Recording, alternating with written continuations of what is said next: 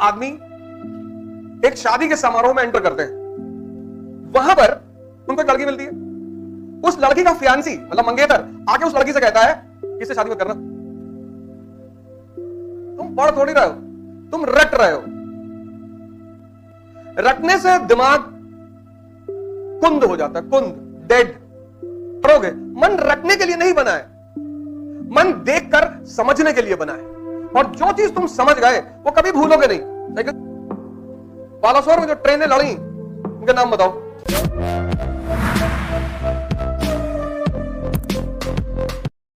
एक मूवी आई थी 3 idiot,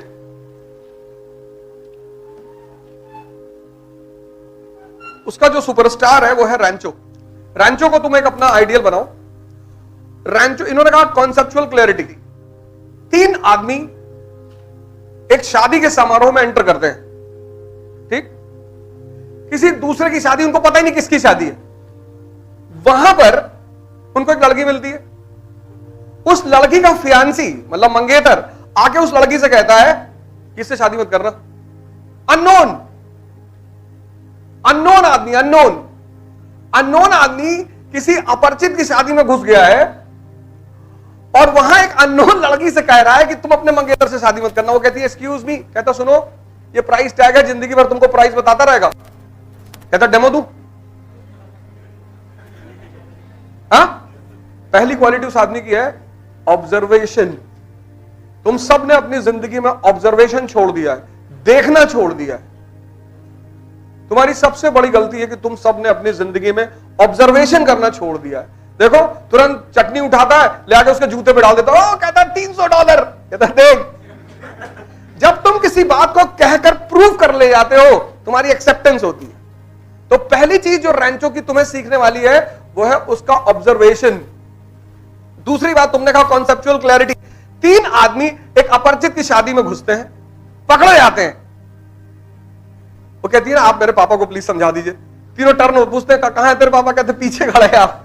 turn होता है, देखता कि अरे डीन खड़ा है मेरा। कहते गुड इवनिंग सर। अब गौर करना उस सीन पे, तुमने गौर नहीं किया। कहता किसकी तरफ से आए हो शादी में?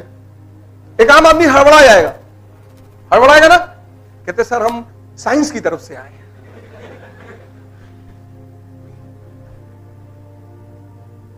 एक आम आदमी माफी मांगने लगेगा कि गलती हो गई अंकल जी, और ये अरे कुछ नहीं, सीधा जवाब।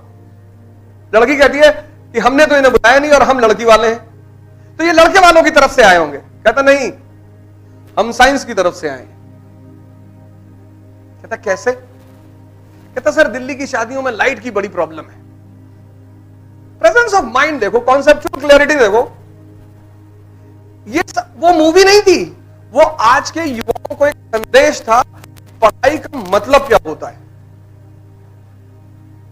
तुम पढ़ थोड़ी रहे हो, तुम रट रहे हो।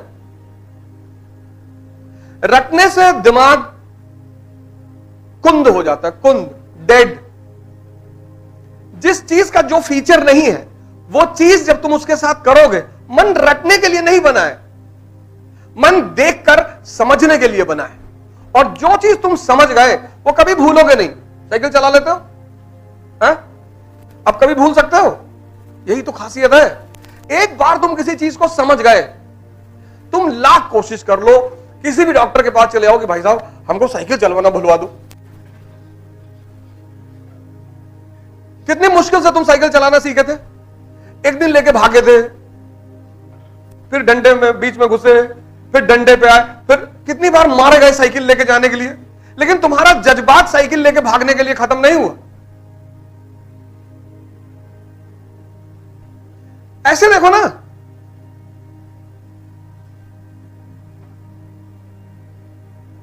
पहला काम भाई पढ़ाई तो इन लोगों ने डिस्कस कर ली, दोनों लोगों ने तुम लोग को बताया। मैं जो बात बताने जा रहा हूं उसको लिखो अपनी डायरी में। पहला काम, वो सारे पॉइंट्स तुम अपने डायरी में लिखो।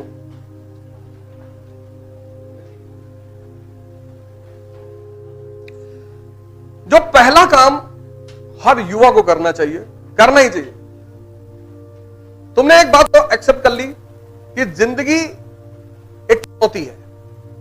तुम क्या करते हो? तुम सिर्फ एक चीज चाहते हो, ग्रोथ। इस क्लास में जितने लोग बैठे वो सब ग्रोथ चाहते हैं, लेकिन जहां ग्रोथ है वहां चैलेंज है। ये दोनों अकेले कभी नहीं रहते ही नहीं। जैसे अगर तुम कुंडली देखते होगे या तुम्हारी कुंडलियां होंगी, हॉरोस्कोप होंगी, कुछ चीजें हैं जो साथ में रहती, अलग होती नहीं। दो ग्रह राहु और केतु हमेशा आमने सामने बैठते हैं। तुम सब ग्रोथ चाहते हो लेकिन चैलेंज नहीं चाहते। कहते नहीं नहीं ये ना करो भैया, आईएएस बनना है, हाँ 10 घंटा पढ़ना पड़ेगा। सर कोई जुगाड़ बता दो। अब तुम चाहते हो आईएएस बनना, चलो बड़ी अच्छी बात है, बनो। लेकिन इसमें जो चैलेंज है, पहला चैलेंज है 8 घंटा मिनिमम पढ़ना। मिनिमम 8 घंटा, बहुत ज्यादा नहीं, 8 बहुत है। लेकिन एक बात अभी छुपी हुई है। सबने ग्रेजुएशन कर लिया, बहुसंख्यक मेजॉरिटी। अब जब तुमने ग्रेजुएशन किया तो ग्रेजुएशन में क्या है? एग्जाम 10 दिन का है हर साल, हर साल। यानी ग्रेजुएशन में 365 दिन में तुम्हें सिर्फ 10 दिन मरना है। 355 दिन तुम फ्री हो। यही तो है इंडिया में ग्रेजुएशन। 355 दिन तुम मस्त हो, और इस 10 दिन में जो परीक्षा भी है उसका तुम्हें इंपॉर्टेंट पेपर भी मिल जाता है। हमें तो मिलता था, 20 क्वेश्चन मिलते थे हर पेपर के, और उस पे से हमारे सीनियर कहते थे, बाद में हम अपने जूनियरों से कहते थे कि अगर कोई क्वेश्चन ना आए तो घबराना मत, आंसर शीट भर देना,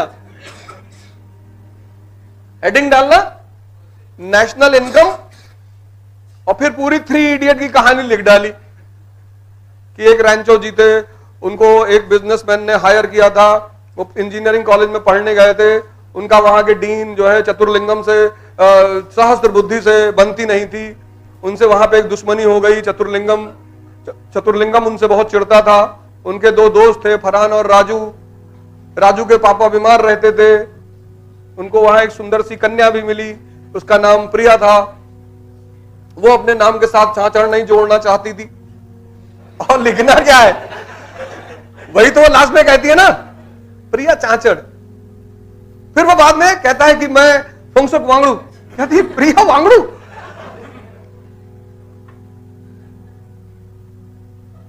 यहां क्या है, यहां 8 घंटे 365 दिन पढ़ना है। ये चुनौती है, ये चैलेंज है जिससे तुम बचना चाहते हो।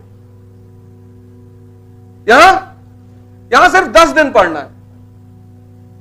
बात पहली समझ में आई कैसे ग्रोथ के साथ चुनौती का संबंध होता है?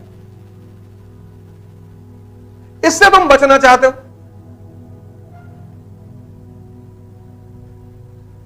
तुमने आज तक इस पर गौर नहीं किया होगा, आज मैं तुम्हें गौर करवा रहा हूं। इससे बचना चाहते हो, इससे तुम उसी मोड में रहना चाहते हो। कुछ इंपॉर्टेंट बता दो, कुछ पेपर बता दो, कुछ किताब बता दो, कुछ नोट्स ऐसा दे दो, कुछ तावीज पहनवा दो। नहीं है भैया, नियम है कि जन्नत वही देखेगा जो मरेगा, वो नियम है। और नियम कभी नहीं टूटते। जितने महान अमिताभ बच्चन जी हैं,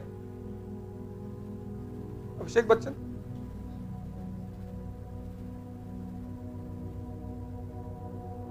अगर मैं कह दूं इस क्लास में कि 10 मूवी अभिषेक बच्चन की बता दो, कोई नहीं बता पाएगा। लेकिन आप 10 मूवी अमिताभ बच्चन की बता ले जाओगे। तुमको लगता है कि मेरे पास सुविधा नहीं है, पैसा नहीं है, तो लालू यादव जी के पास, मुलायम सिंह यादव जी, मायावती जी, नरेंद्र मोदी जी, इन लोग के पास कहां थी? इन लोग के पास भी नहीं थी ना।